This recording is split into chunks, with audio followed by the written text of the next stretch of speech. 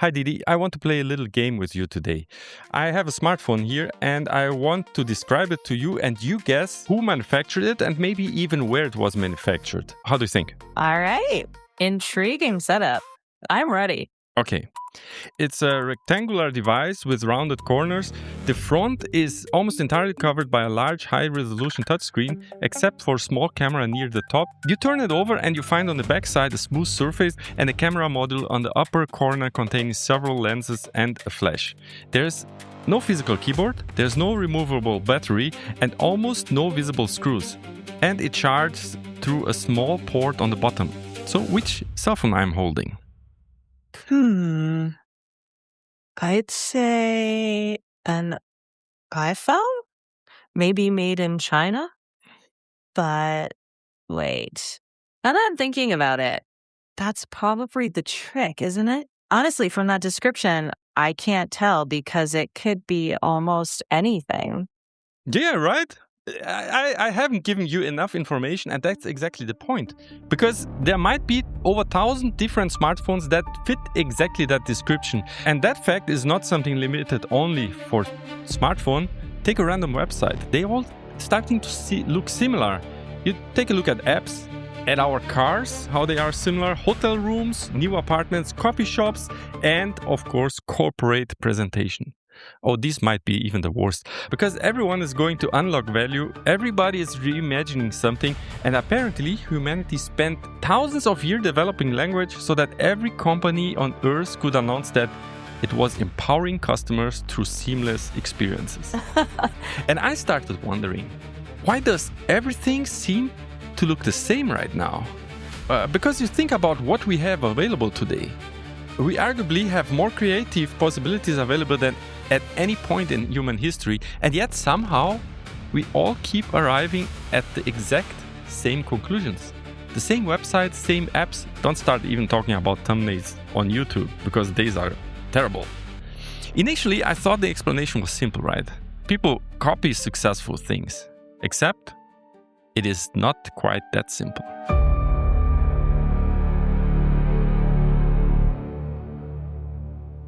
Hi everyone, welcome back to Season 3 of Tech Stories. This season will be epic. If you are joining for the first time, my name is Ferdinand. I'm an engineer, podcaster, professional overthinker, and occasionally I'm here telling the most exciting stories on tech. And with me here is Didi. Hi Didi. Hey, that's me, 100% machine, and together we get to untangle how tech actually shapes us. Yeah, let's discover together how technology has shaped our life in ways that we didn't imagine before. Today we will talk about why everything is starting to look the same, why things are starting to converge. I started to look for an answer, and weirdly enough, one of the first clues that came to me was at Twitter. I'm not talking about X today, but it's a Twitter with that blue bird thing, exactly that. And surprisingly, everything began with a boring problem involving buttons. Are you ready, Didi? Oh, absolutely. I'm right there with you. Let's open that door and see where the sameness starts. All right. Around 2010, Twitter was growing quickly. You had different teams inside the company, right? They're building different internal tools, etc. And they had a very big problem, which sounds very familiar to us today, because they had one team building a button and an interface in one building or one area, and another team was building another part of the software with another buttons, another interface.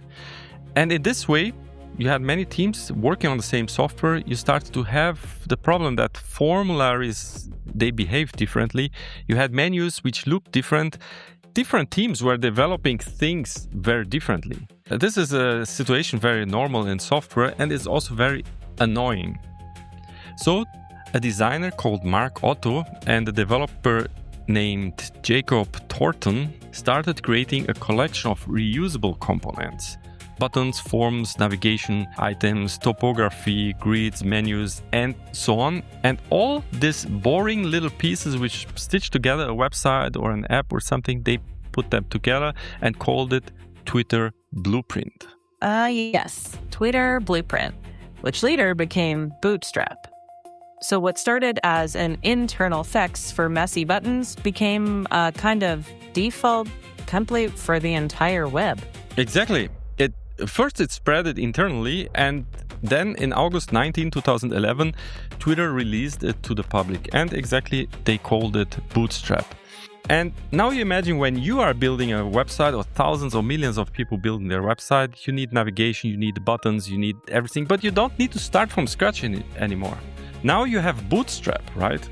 And you need a button, here it is. You need a formulary, here it is. You need a grid, drop down, whatever you need for a website, it's there.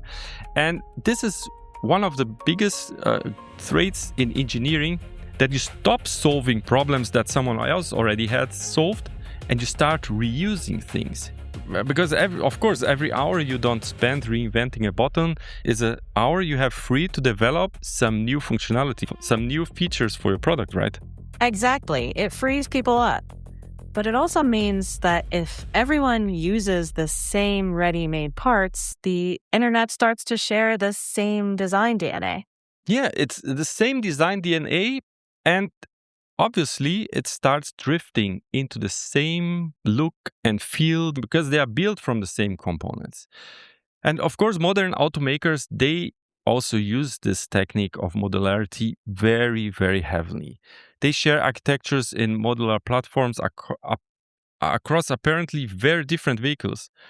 Volkswagen Group is the master of it. Because if you see the well-known MQB architecture, cars which are sold under different brands, different prices with different body shapes, but inside is exactly the same architecture. You have the same chassis, same motor, same gearbox, same axle drive.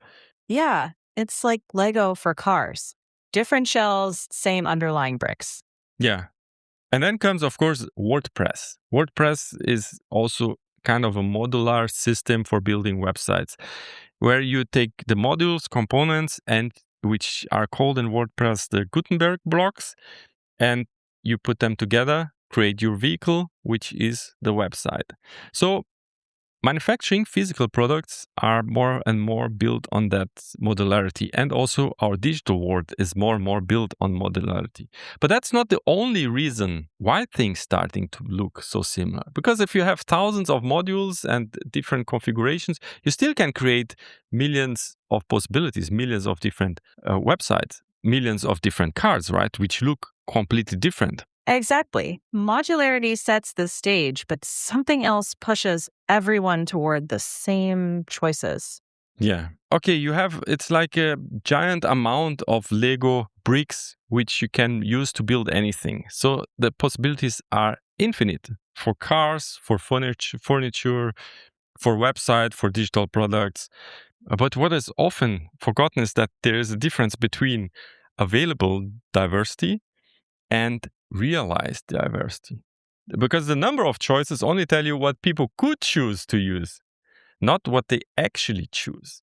And a good example is Shopify online shop, because you can install a theme, change almost everything, but why would you? Because the store already looks good, the product already looks good, the standard configuration is already working. And at that moment is where originality suddenly has a competitor. And it is efficiency. Millions of knobs, and still we choose the same old shape, the same old groove. So many doors we barely try. One easy route, then pass it by. It saves us time. Yeah. Default setting win because they're quick, they're cheap, they're safe, and once one option is framed as the normal one, a lot of people just stick with it. It's not laziness, it's human nature. We all have a lot going on. We can't customize everything, and that shapes the world. Yeah. So we have this modularity already, right? We talked. And we have the efficiency of you not willing to build everything again. Millions of people use it. The world starts looking and feeling the same. But efficiency alone does not explain everything. Yeah, because there's another reason why familiar designs always keep winning. In a 2012 study, researchers investigated people's first impression of websites. The participants were shown screenshots of real websites, and sometimes they show only that screenshot for milliseconds. And two characteristics really influenced their choice. The visual complexity was one, and a second one, which is something that researchers called prototypicality. Whether something looks like what people think it should look like. Yeah, just how much something fits the expected mold. A site that matches the mental template feels better and safer. Yeah, that's exactly what it is. A news website should look like a news-ish page. A search page should look like a search page. And it's relatively simple because high prototypical designs could produce positive reactions very quickly. And this convention reduces cognitive effort. And every time a convention becomes more familiar, it becomes very difficult to break this design. Imagine you design a hotel website and you could put a book now somewhere in a place obvious here, a button, book now. It would be easy. Everyone does it. Or you could break the prototypicality and hide the button inside a rotating cube on the bottom left corner of the website. Nobody has done that before, and people using the website, they need to learn it. And of course, learning takes time. So you're creating friction, and friction costs money. So maybe people are not just copying the design, but maybe they're copying your expectations. Right. So it's not just that people are copying with no imagination. They're aligning with the mental model in order to reduce friction. Yeah. So this is also one aspect that, all right, you want to reduce friction, you want to have a very seamless experience, but that alone still don't fully explain why the convergence of our products and our digital world seems to accelerate precisely when we have more and more technologies to support giving us more personalization and more choices. There must be something else happening still. And that is when we stop simply asking, does this work? And start to ask, does this win?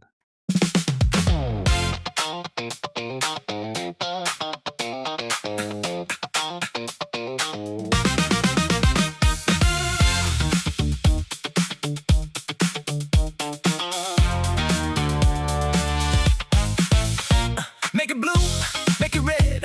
Move the button, test again. Round the corners, change the type. Make it cleaner, make it bright. 10,000 people pass it by. Half C A and half C B tonight. No one knows they're in the game, but every little click leaves a trace. 1% longer, 2% more. Right. We're no longer just designing for humans. We're designing for systems that measure performance. There, you got the hint. You got the hint. Because in 2009, designer Douglas Bowman, how to say his name? I'll check. Douglas Bowman. So in 2009, designer Douglas Bowman left Google. Bowman had been one of Google's senior visual designers, and in his goodbye post, he described something that has become legendary in design circles. At some point during his time at Google, there was a debate involving two shades of blue. You think about it. Many designers discussing about the blue, because normally this might be solved very easy. Use this one, or you have a creative director, or maybe argue. But at Google, they had another idea. They didn't want to just decide which shade of blue to use. They made it a test. Bowman wrote about the company testing 41 different shades between each blue. 41. So he made a testing which shade of blue would yield the best result. And he also described debates about whether borders should be 3 or 5 pixels wide and using data to define which choice performed the best. And here's the thing, Google's approach is actually completely rational.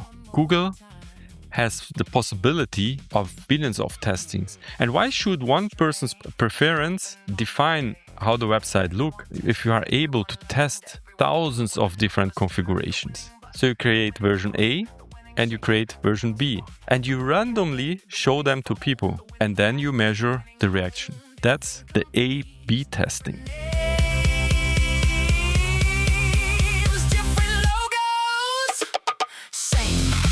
Right. So it's the data that decides rather than creative intuition or artistic sense. Yeah, and that's another conversion factor, very strong. We see it all the time. Companies do it all the time, and they do it in big scales. And in software industry, this is kind of a golden standard becoming. A/B testing on YouTube video. Every creator can do that for their thumbnails. And this is a so powerful idea because instead of the person with the biggest job title deciding what the customer wants, customers reveal it through their behavior. Companies became extremely sophisticated at it. An example of Booking.com shows that it was running 1,000 experiments simultaneously. Think about this.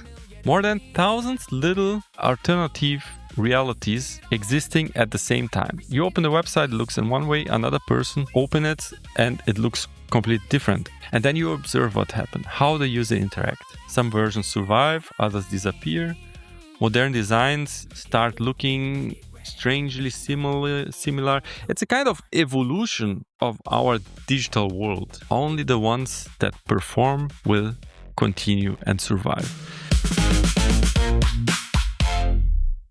And this is where the story changes because A and B testing can tell you which option performs better, but it cannot tell you what better means. You have to decide that. You have to set the criteria, right? Right. First, you choose what winning looks like. Clicks, time on site, conversions, and only then can you optimize for that. Yeah, exactly. And I found by myself when I was looking at it, I think this was like the key insight which I had on the whole story, because you testing, right? You're developing the websites, the apps, the products are developing, and they are kind of being shaped also by what the market needs. But the problem is that only the strongest can survive once you define which criteria you want to fulfill. And often it goes into the direction of, okay, we want to have more subscription, fewer cancellations, longer session, higher revenue. And so once this objective exists, optimization can become astonishingly efficient. And if you are measuring, putting your target to have more clicks, yeah, that's easy. You want to optimize for more purchases? Easy. You want to optimize for more seconds watched, right? You can optimize for that. But how about the things you cannot put in a dashboard? How about the things beneath, but which are essentially important? What kind of design you put on the internet which give your company more character? Or what kind of design made people still remember 3 years later and have a good idea, a good impression? What kind of design made people discover something delightful? So how you measure delightful even? Is delightful a KPI? Those softer things like delight or trust or meaning are hard to measure and hard to put into a system that optimizes for them. Often we end up optimizing for what we can measure, and that shifts the look and feel of everything. Yeah, right. Because exactly that, I find it so fascinating. Because it's at that point exactly that something subtle starts to happen. Because the measurable things acquire power. They became the aspects that define on how our future looks like. Let's make a small experiment here. Imagine, close your eyes if you can, if you're not driving, or if you can't imagine something. Just think about a meeting. Let's say a meeting in a office, a business meeting, right? Then a designer comes and presents his design and say, okay, we have two options. Version A gives you more personality and it is more strong in the character. And then someone else says, yeah, but version B increased conversion in 2.4%. What do you think the management will decide? The meeting is over in like 5 minutes. Of course, everyone will take the version B because it is measurable. It gives you conversion of 2.4% higher, and you have something tangible. It's just because you have the 2.4% and it fits a spreadsheet. And the spreadsheet can go into the quarterly meeting and into board presentation, into the budget discussion. Character and deep meaning are much harder to go on this journey. And this is exactly the point where I realized that the story of why things are starting to look the same or why things are all converging into something wasn't really about design anymore. Because it's not only about how we optimize the product themselves, but this is the story on how we start to optimize the organizations that produce the goods.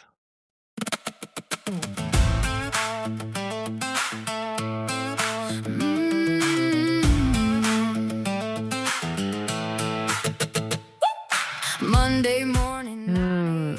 Yeah. The selection criteria start to shape the system, not just the product. Yeah, you notice this, right? So it's about the organization which has certain way of functioning, and they generate exactly that output which starts to feel the same. Everyone chases the same metrics. Yeah.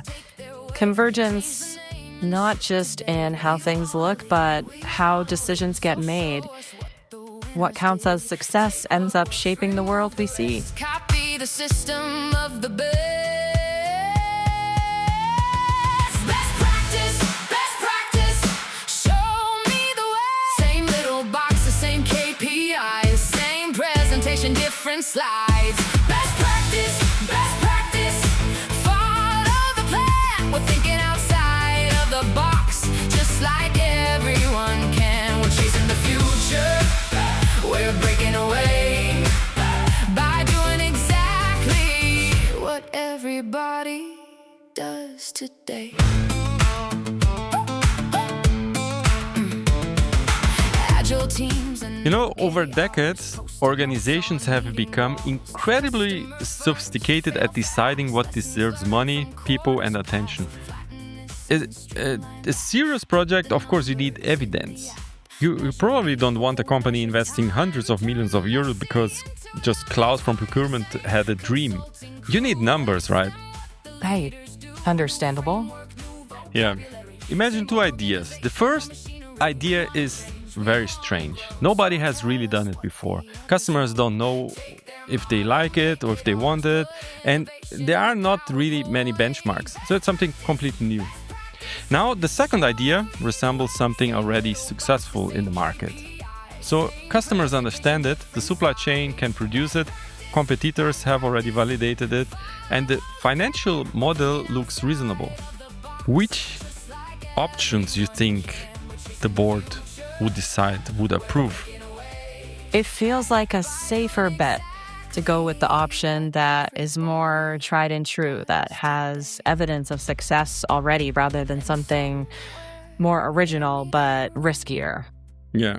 So companies usually they look at benchmark and want to avoid risk, so they take the path of a well-known. But it's also reduced the innovation quite a lot, right? Right. It narrows the funnel, selects for similar choices across companies, across industries, and reinforces the familiar. Familiarity becomes an advantage. And now you exactly understand why these groundbreaking new ideas or very innovative ideas have little chance to succeed. Because the system on how corporations organize, how they operate, are built upon favoring the proven things, right? Copy what works and minimize risk. Yeah. It's not about stealing, it's about proving something's likely to work so they can justify spending money on it, right? Yeah, so they study the successful competitors, they look for best practices, they identify what leading organizations are doing, trying to copy that. And again, it makes perfectly sense. Except if everyone studies only the winner, everyone starts learning from the same winner. And eventually, the practice become an industrial standard. So the Yeah. benchmark becomes kind of the blueprint, right? And over time, the variation collapses.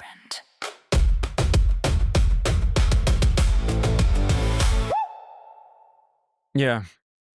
And the funny thing is that once organizations begin using similar ways to define good decisions, perhaps we shouldn't be surprised when increasingly we also arrive at the same answers. This can determine something tiny like the corner radius of a button, but it also can determine something enormous like where in the world a factory gets to be built. Same logic, different scale, right? It's still optimization, but maybe at the level of an entire system or industry. And once the logic becomes universal, then sameness is kind of the byproduct, right? It's not the goal, but it's kind of inevitable. If you imagine you're running a manufacturing in high income country, a component which costs 20 euros to make locally, then procurement comes back with another number 11 euros, similar quantity, reliable supplier, modern factory. Suddenly all the companies or many of the companies ask themselves, why are we making things by ourselves if I can do it somewhere else much cheaper? We keep the brand, keep the design, keep the patents, keep the marketing, the sales, but we just manufacture somewhere else, right? From the perspective of the company, this can be entirely rational decision because labor costs will fall, production costs will fall, margins improve, fixed costs improve. The company becomes more asset light. And one company making this decision doesn't transform the economy. But like we said, the proven gets used, gets developed. So people Yeah. start using the same pattern, the same instruments for managing. And once one company does that, then follows another, then another one, and then another one. And over time, something begins to happen that isn't visible in the original spreadsheet. Because the industry ecosystem starts moving. A factory needs supplier needs tooling. Tooling companies need skilled workers. Manufacturers need logistics, parts, machines, maintenance, engineers. And eventually, you didn't move just manufacturing into another country or into another place of the globe. Eventually, 20 years later, you realize that you moved an ecosystem.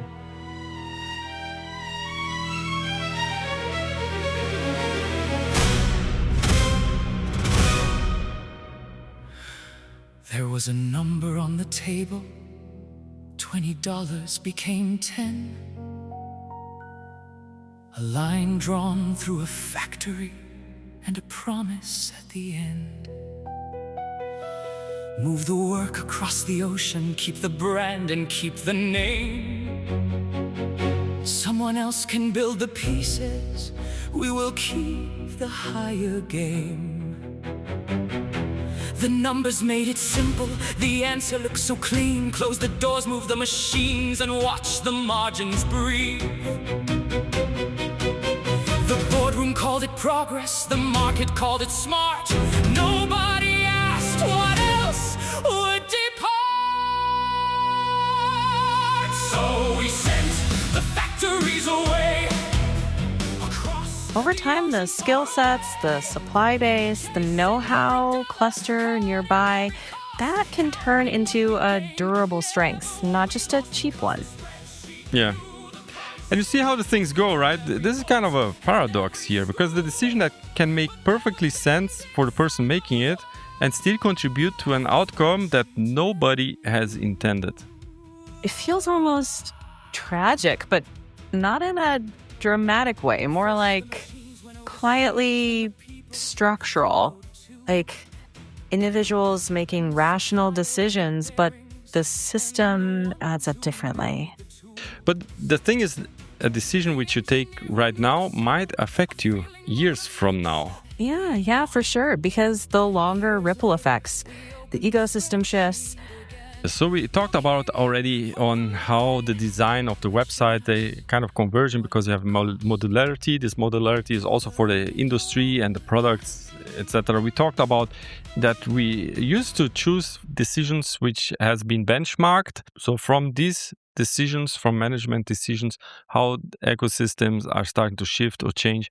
And it all starts to look the same. Everyone manufacturing in China and Asia because they all chasing similar KPIs, right? So you want to optimize profit and reduce costs, etc. Now, I want to go into the topic of how we are standardizing our thinking. That's a strong direction. So maybe the deeper layer isn't products at all. Maybe it's how organizations think. When the thinking gets standardized, similar outcomes almost just fall out of that. Right? And this is something which is really happening right now. I will tell you here one research which I found, which I think is so fascinating, because in 2024, researchers Anil Doshi and Oliver Hauser ran an experiment involving hundreds of people writing short stories. The experiment was like this. Some participants received ideas generated by AI, and others didn't receive any ideas to help to create their stories, right? And on several measures, the people who received AI-assisted stories, like ideas for your brainstorming on how to write, they were judged more positively. So they outperformed the group which didn't have AI-assisted brainstorming ideas for their ideas. So AI can democratize creativity. Someone who struggles with new ideas can use AI as a starting point. But then researchers started noticing something else. They took all the stories which were created by all these people taking part in the experiment, and they noticed that the AI-assisted stories were more similar to each other. Think about that. Like, if you look one person creating a story, their output improved. They are more creative, created a better story using AI as assistant. But if you look at the group of stories, the variety of stories inside that group which used AI assistant, their output became less diverse. And actually, that's almost our entire podcast episode compressed into one example, one experiment. Because if you're one writer and AI makes you work better, why wouldn't you use it, right?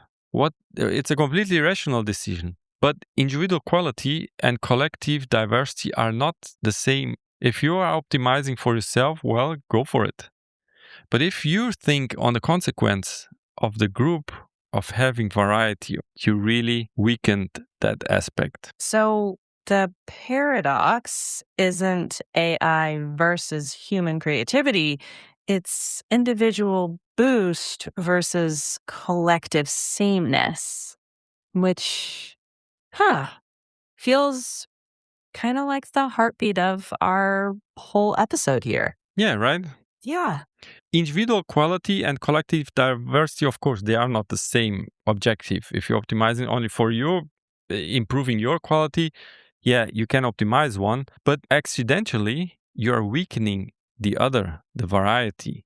And then there's an even stronger idea behind this, because researchers studying the generative models which we use in AI have investigated what happens when future models are increasingly being trained on content which was generated by earlier AI models. So researchers have described this as a possible failure mode, model collapse, where this recursive training on generated data can cause parts of the original distribution to be lost.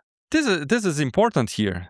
This is something we should pay attention, because to illustrate this, you can imagine a bell curve, right? You have, like in the center, like the standard deviation is a certain thing, but in the center, you have this top of the curve where the most of the aspects, or maybe most stories, go into that direction, or most characteristics are like this. But then you have the outside. Farther out on the outside, the far right, far left, you have some strange combinations, some different variations, unusual voices, some odd mistakes, things that almost nobody does. Statistically, they are low on this curve. But in this model collapse research, they found out that rare parts are especially vulnerable to AI development, because at the extremes is where the weirdness lives. It's exactly there where the coffee shop, which looks very different, are located. The website that look so wrong or are weird, the awkward idea, the invention that no one asks for, is that place where really the innovation lives. I like where this is going. So just carefully, not overstating it. The weird, the unexpected parts slowly start to fade. And that's what makes me a little bit nervous. I had a thought this morning, but I didn't let it grow. I opened up a little box and asked it where to go. Make this clear, make this stronger. Tell me what I missed. Turn this messy little feeling into something that makes sense. It fixed my words, it found the flaws, it gave me something clean, and somehow what came back to me was better than I'd been. So I asked again tomorrow and the day after that. Why wander through the wilderness when someone knows the path we started? Thinking the same thought, writing the same words, asking the same questions, giving the same answers. This is where the danger lays. So we are becoming also standardizing our thinking and our innovation because we have a process which is designed for this outcome, which is getting us more and more similar. And that's why I want to ask you, my dear listener, if you are here, listen to this podcast, you need to be on this edge. Don't be in the middle of this curve here. We need to start inventing also the strange things. We need to take the risk, not use the standards, not use the building blocks, and not always follow the conventions. If a company manages like that and it's been successful, yeah, well, good for you. But then we need to have this innovation. Pretty soon are starting to lose a lot of value, a lot of things, a lot of the weirdness is get lost. So I think we still need to do the work. Nothing against you, but I think we need to do the work as humans. You know, that might be the role for creators, researchers, and listeners alike. Not just to chase the average, but to keep space for the edges. Okay, so maybe we got the answer to our question. How do you think? Yeah, I think that's a solid landing point. We more or less, we pictured now why things are starting to look similar. And I don't think it's because we became less creative or something. And I also don't think that it's just simply because we are just copying one another. And I think even today, we have more ideas than ever. But I think what really changed today is that we became extraordinarily good in selecting among them. So we are becoming very good in optimizing. And that is how we learned what people click, what people buy. And once a winner appears, something happens because this success becomes evidence. And evidence becomes, of course, best practices. And it becomes a kind of a convenience, a kind of standard. And eventually, the success solution stops looking like a choice and it simply becomes the way things are done. And then we have this world which starts looking the same. That might be just the paradox of our world, right? The paradox of our age, because technology gave us an extraordinary expansion of possibilities. But at the same time, it gave us increasingly powerful mechanism for finding that small number of possibilities that perform the best. And you see the pattern, right? You have much more choices now than you had in the past, but also the selection got much stronger too. More choice up front, but more conversions at scale. But the question I think everyone from our listeners should ask themselves, do you really need to optimize everything? Do you need to really get the KPI and the performance on that level, which is benchmark? Do you need that? Because there's a much deeper question underneath, which is the question, what are you optimizing for? Optimization by itself, it doesn't know if more engagement gives you better living quality. Also not if that cheaper supply chain creates the society we really want to have. Or if a website that converts really well is really the one which will be remembered in the future. We also don't know in our life or in our society if a productive day was really a good day. So there are things different there. One is measurable, one is maybe a little bit different, more subjective aspects. And you need to decide for yourself, what are you optimizing for? So now I'm thinking back on the standard. So you have the cell phone, which looks very similar. You have the coffee shops, which look very similar. Our cars. Standards make the world easier to navigate. And I think there's a profound question which we need to ask ourselves is what kind of world do we want to create when everyone makes the individual optimal decision? Should everyone just do the individual optimal decision for themselves? Because, the best decisions of one person or one company or one algorithm doesn't automatically produce the best collective outcome. That is where the next challenge for our society begins. Because we have become exceptionally good at optimization. But a harder task may now be deciding what aspect needs to be optimized and what of the things we have are fine to be a little bit inefficient, unpredictable, or weirdly strange. So, that was the episode for today with a deep reflection on why the world is becoming looking so similar recently. Thank you very much on the other side listening to this podcast. Thank you also, Didi, for being here, moderating this with me. My pleasure, Ferdy. Weird is worth keeping. Let's keep some. Let's keep being weird a little bit. Let's be weird a little bit. You are quite weird as an AI co-host. And I hope you also to stay being weird, creative, and sometimes really be out of that curve. Be on the extreme. Innovate, create something new. And I hope that serves as your inspiration for the week. Follow, leave a like, 5-star review, comment. And I see you here again with another fascinating story on tech. Until then, take care and bye-bye. Past the comfortable range, go out to the edges, where the numbers disappear, where the world gets less predictable and everything gets weird. 'Cause nothing truly different was born by staying near the safest place, the average place. So stay a little weird. The first idea might sound stupid, the first attempt might look absurd. The thing that changes everything might start with someone asking why. Why does a phone need all these buttons?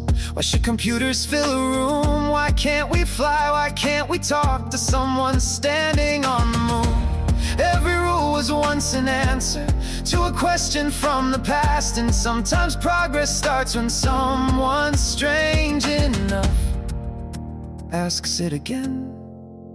Stay a little weird, stay a little strange, walk a little further past the comfortable range. Go out to the edges, where the numbers disappear, where the world gets less predictable and everything gets weird. 'Cause nothing truly different was born by staying near the safest place, the average place. So stay a little weird.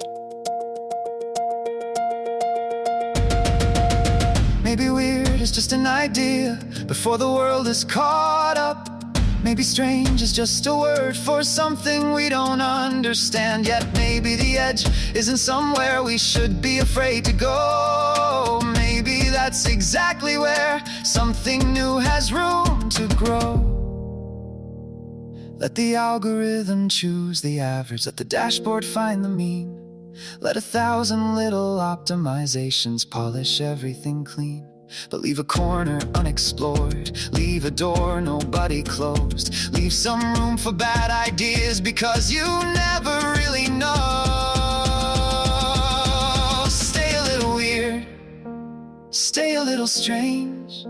Make something nobody asked for, try something hard to explain. Go out to the edges, draw outside the lines. Make the thing that fails completely or changes someone's mind. Not everything that that's beautiful needs metrics to appear. Not everything worth making needs a reason to be here. So when the whole world tells you the middle is where you belong, move a little further and prove the curve wrong. Be useful, be thoughtful, be curious, be kind, but don't optimize every strange little thing out of your mind. The world has enough average. Stay a little weird.